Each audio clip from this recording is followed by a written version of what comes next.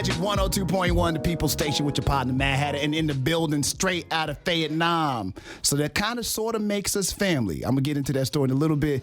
Affion Crockett is in the building. I need everybody here to clap their hands. Yeah. Everybody clap. Actor, comedian extraordinaire. Here's the thing. You from Fayetteville, you military. Yeah. This is my story, except we got like a 10, 15-year difference. Right. Germany. Yeah.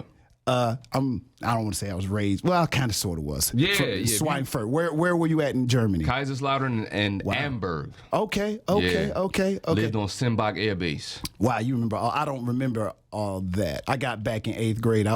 It was one of the best experiences in my little young life. Likewise. Yeah, we loved it over there. When I came back, I'm like, why are we here? But anyway, that's a whole nother story. I'm in your town. What up?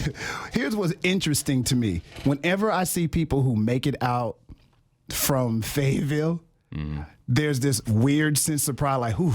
Because and here's why. Listen, in our little town, there's only two options generally. If your family is military, which my whole family, brother, dad, uncles, military, or street life. Right. So I'm curious as to what got you focused and out of what could have easily been. Yeah, I mean, look, I'm not built for street life. That just wasn't me. Like, I don't like getting shot. That don't sound fun to me. Stabbed, shot, beat, none of that. I don't sell drugs. I never got involved in that. I had a father in my life, you know what I'm saying? Military father. Yes, sir. And yes, sir. he didn't play. Yes, sir. There was gonna be a foot in your body part. Yes, sir. If you mess up. You know what I'm saying? So he was a disciplinarian. And I just was focused, man. I always was performing and doing something creative. So at the end of the day, that was my focus. I used to stay locked into watching TV and dreaming about maybe one day being on it. And so never in my wildest dreams did I think I would actually be able to manifest it when I was younger. But that's what happened. Right. I stayed locked into, man, what if I can actually do this thing? What if I could actually make this happen and make this dream come true? And literally, I just started doing it, man. And, you know, I had things to. Was it a written out plan, or you just felt in my heart, I'm just going in the right direction. It feels right, this direction. It started out in the heart as a dream, and I started writing it down in very public places like the school yearbook, right? Whenever they would ask certain students what they would do after graduation, I made it a point back then to start stating it. I'm going into the entertainment world, starting with stand-up comedy, and I'm gonna branch out into other facets of entertainment. Like, this is written in my yearbook. Did you know, and did everybody know you as the funny guy? Were you funny? Or they knew me. They didn't know. At the time, they didn't. They only knew me as a dancer. Right. Flex. So this was at the time, right. I got the story, So this is at the time when I was just starting to experiment with stand-up comedy, not really knowing where it was gonna go. But I felt like it was, write the vision and make it plain. I felt like it was important for me to write it down in a very public place that was gonna be printed and live on in perpetuity, so that I would forever be accountable to those words. Who taught you that? That's a pretty deep concept for a dude that's just about to be 18. Look, man, God has been a very present force in my life all my life. Yes. So there was times when I just felt or heard the voice, or I felt the presence of him saying, say it, do it. You know what I mean? Yeah. There was times where he was just like, just write it down. Write it down. Tell these people what you about to do. And watch it unfold. So this is your plan the whole way through. Even saying, so was going to college, because you HBCU. I'm also but I went to North Carolina A&T. I went down the street. I didn't go to the home school. I don't know why to this day. I got accepted to go to Fayetteville State. I didn't go, but you did. Right. So, and by the way, what'd you major in? Business. So is that backup? Because No. you already say you know what you're gonna do. No. It's not a backup. What is entertainment? It's always business, but most people don't know that, bruh. I did know that. And see, that's why I'm curious. Yeah. Like, who is there somebody in the background teaching you? Like the things No. you're saying and manifesting. Generally, that's not with somebody young. Nah, that was all Chris Corio. What up? that was always an unction deep down in my spirit that I knew. I didn't go to school and study theater. I didn't take acting classes. I didn't do any of that. I said, I already trust that I have the talent. I'm going to go study business because it's an entertainment business. There's a reason why Eddie Murphy makes $20 million a movie or more. Mm-hmm. That's business. So why not learn that business so I could talk to my lawyer and understand these contracts? Because we've heard the stories of that's deep, when Red Fox, had his, didn't pay his taxes and all that kind of stuff, and had the IRS came to seize his material. So I'm like, let's not get in that scenario. Let me figure out how to walk this business walk in the realm of entertainment. Wow. You know what I mean? Wow. So here you are, you in school, you're doing business. And by the way, I heard that you graduated cum laude, laude. Yeah. So this is a very smart guy who could actually go into some business realm, who still wants to be a comedian and actor as well. Yeah. So how does this happen? Because to my understanding, I know somebody that your roommate. That you yeah, of course. Yeah. See, Yanni it's all right. It's all fam. So he's like, oh, you got to know this, you got to know that. I'm like, he was telling me stuff I did not know. I know the surface stuff because I've watched you on TV for years. Right. When he was telling me all the other stuff, I'm like, I didn't know, man. I appreciate the information. So doing dancing, how do you know how all this is going to segue? Because dancing, going to school for business, making A's, how does it get you to where Affion Crockett is now? Honestly, the school it became more of a formality. I learned more social skills there than I learned scholastics. I learned the scholastics. Yeah, right. But it was about the social skills, social currency. I learned that in college. Can you relationships? Go more into detail because I think a lot of time I think that's what college is. Yes, it's the grades and all that, but I think what you're talking about is something that is never discussed. Put it like this: I'm great at math, but I'm horrible at calculus. Calculus is a whole nother science. Yes, sir. Right? My calculus teacher was a Nigerian guy, and For me to maintain my academic scholarship, I went for academic scholarship. I had a full Pell Grant to school. So I had to maintain a 3.0 or higher GPA. Oh, wow. So I was literally failing calculus. Had no idea how I was going to pass it. If I failed that class, I was going to lose my scholarship. Yeah. And possibly not graduate. So I went to my instructor's office, and I said, look, man, I don't know what to do. Is there any kind of extra credit work I can do that will help my grade? And he just sat back and kind of smiled, and we just started talking for about an hour and a half. We started talking about Malcolm X, the 70s, Watt stacks. Like we start talking about all these different moments throughout Black history, and just had this great conversation for about an hour and a half. And before I left his office, he said, don't worry about your grade. That's social currency. I'm not mad at it. That's social currency. And that's what you learned in college. And I got an A in calculus. Wow. That's a hell of a story. I got an A in calculus. Because your social currency was top shelf. I learned it right there. Wow. Did you know when you were having that conversation that it was taking you in that direction? And then did you learn after that, like, my verbal skills will probably be able to walk me in some doors that I never even imagined. It wasn't in the manipulative way, though. No. It was in a way that said, wow, I thought I was just getting to know my instructor in a better way, intellectually. We started talking about some things that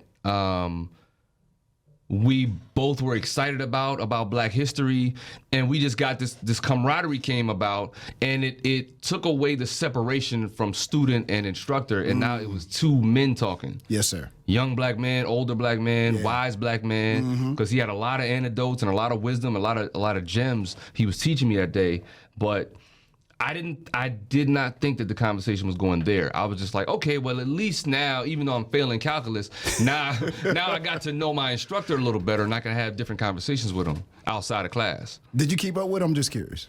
No. Really? Unfortunately, I didn't. I wish I would have, because some of my teachers I've gone back to. Right.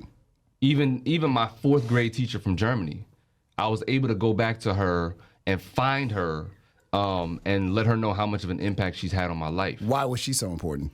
She was the first black teacher that I had. And in 4th grade, you know, I'm a young kid. Outside of my mom, she was the first black woman that I got sound instruction from. The innate stuff, the intuitive stuff. She was like, she knew when I was lying, even when I didn't know I was lying. She knew when I didn't have breakfast. She just knew things. And I was just like, how? And so innately, when you're around that type of energy from a black woman, there's something there's intangibles that's not being spoken that you're picking up on. Yes, sir. And I had that feeling of that. I couldn't explain what it was, but it was something that I always knew that I needed throughout my life. Starting from her. Crazy. Wow. When you got back in contact with her, what was her response? Because I'm sure at this point she's seen Mind blown. Yeah. Mind blown. No, at the time she hadn't seen what I had done. She was just really surprised that a former student from 4th grade used the internet to try to find her. Right. Because she was still in the school system in Germany. So I just searched up her email, searched her name, because she had a very unique name. But yeah, it's crazy. All the way, our circles remained tied all the way up until she passed away last December. Oh, he did. And her niece was the casting director on A Hip Hop Story on my movie. Did you know that, or I didn't know that. No. Wow. We had all these meetings leading up to the movie, before we cast it, before we shot it. We had all these meetings talking about cast. And one day she says, "Hey, I think you know my auntie." And she says the name. I said, "Get out of here. How?"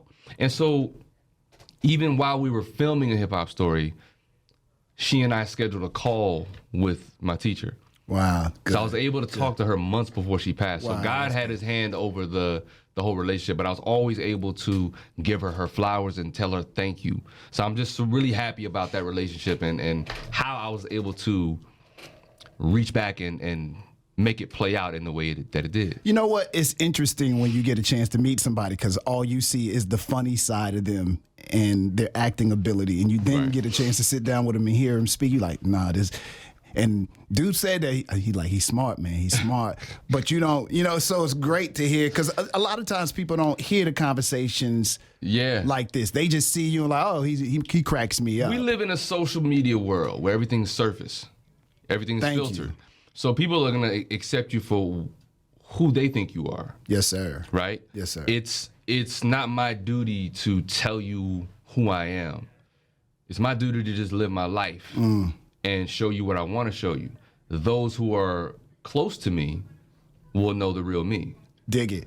How do you manage to stay out all the fray? Because it seems like comedian fray is always at an all-time high. There's more beef in the comedy world sometimes than there is in the hip-hop world. Although lately it seems like, rap is back on top when it comes to beef. But yeah, I'm a martial artist. I heard I'm a martial artist, and I and from the peaceful standpoint of that, I understand that navigating away from conflict is actually wise. Just because I have the gun doesn't mean that I got to go around shooting people. That's not morally correct or legally correct, right? Right. Just because I have the means to know how to handle myself doesn't mean that I go around starting shit or starting things. You know what I mean? Give me the cuss. But at the end of the day, it's about, I understand people are going through stuff. And even somebody that may be saying my name in the wrong way, saying my name in a way. Yes. Because I don't see you as started, but sometimes people I don't but I don't even have to respond to that. That's his issue. I don't got to defend myself. If I didn't do anything to this person, I don't have to say nothing. You know what I mean? So it's all love. It's all love. And if I see you, let's figure out what this energy is. Or not. We could just stay across the room and not even acknowledge each other. Yes. But until you're hostily coming at me with a fist or whatever it is, there's nothing for me to worry about. And I don't want nothing. I don't want those kind of problems anyway. So how do you look at yourself? Are you a comedian? Are you still this hip hop loving? I'm all of the. I'm everything. Yes. I'm all things to all people. You know what I'm saying? I'm a comedian. I'm a dancer. I'm a man. I'm an uncle. I'm a man that carries love. I'm a man that carries power, wisdom. I have relationships. Yes, sir. I'm everything. I'm whatever I need to be, whatever I want to be. I like it. At the end of the day. Yes, sir. Now, you stepped on the movie for a little bit. This is a movie that you believed in, so you wrote it, and I believe, if I'm not mistaken, correct me if I'm wrong, you financed too. Yep. Why? Because I'm asking because at this point you can probably go to somebody and say, "Hey, I want to do this. I need you to get some money so I can do this." But to my understanding, you control all this. You put it on the platform. So if people still want to get this movie, got it on the platform. Yeah. This is you. Yeah, hiphopstory.com, straight to the people. It's one thing to sit around and ask people for money and hope to get a project financed, but you got to take everything that comes along with that money. Yes, sir. You got to take their opinion on a topic that they may not know about, but because they're putting their money in, they feel like they have ownership. And they do have ownership, but they don't have creative ownership. You have financial ownership in the project. But at the end of the day, why not finance it myself and just make the movie I want to make? How many movies have we seen where the previews look great and then you saw the movie, you're like, it may not have been the director or writer's fault or the actor's fault. It may have been a product of a lot of studio execs having their opinion about what they think should happen. And the movie just takes 19 different turns in different directions. This is the thing that we don't understand about the entertainment world. We'll see a TV show, we'll hear an album, we'll see a movie, and within seconds, people are like, "Oh, that's trash. Yeah. That's mid." Without considering all the work that went into that project. We have the luxury of being able to just swipe. Yeah. Netflix, I'm gonna scroll. I'm gonna find something else to watch. You know what I'm saying? And at the end of the day, it's like, you know, if people had enough compassion and understanding as to what went into it, maybe they wouldn't be so quick to judge it. How does Mr. Crockett survive in that world that you just talked about? It's a swipe world. You don't make it your need. Don't make that your priority. You can't identify yourself by your work. Your work is a product of who you are, of course. It's something you do, but that's not who you are as a person. So if you identify your worth by your work, then you're going to be at the mercy of people's opinions all the time, and you're going to be swayed by that. You got to know who you are as a person and just stand on business, stand on that. How scary, I'm going to go back and then I'm going to wrap because I know you got things to do, brother. I just appreciate this conversation we're having. I always admire people who don't work for the system. Yeah. That they figured, for real, they figured out a way to live life on their own, just like you doing your own movie. This is what I want to do, how I want to do it. How do I say this? It's scary to know that you might not have a guaranteed dollar coming the next day. Right. How were you able to get through those moments? Because you chose a field. That's called faith. Yes, sir. Faith is, I'm going to misquote it, but it's basically the evidence of things unseen. We walk by faith and not by sight. So if you can see the money coming in, if you can see the security, you know that check is coming next week, then that's not really faith. Faith requires you to not know and to trust that it's going to be handled. That whatever your God is, whatever your source is, you have to trust that source is going to take care of you. Some people say universe, some people say Jesus, some people say Holy Spirit, Allah. Whatever your source is, that's what you have to have faith in. You can't have faith in the system. The system always fails because the system is ran by flawed humans. Yes, sir. And flawed computers. There's going to be a glitch in that computer at some point. Yes, sir. You know what I mean? So how do you keep that faith? Because at any moment, like, there's ebbs. There's always ups and downs. Yes, sir. You have to work it. You have to work that faith. You got to exercise it to where you understand what it is. When you look in the mirror and you see Mr. Crockett You happy with one? Did you think that he would get to where he is? Two, are you happy with where he got to? Beyond happy. I'm proud of him. I'm proud of the Mr. Crockett that stares back in the mirror every day. Imperfectly perfect. So that's my story, man, and I'm sticking to it. Houston Improv all weekend, 6 shows. Affion Crockett in the building right here on Magic 102.1. Salute, sir.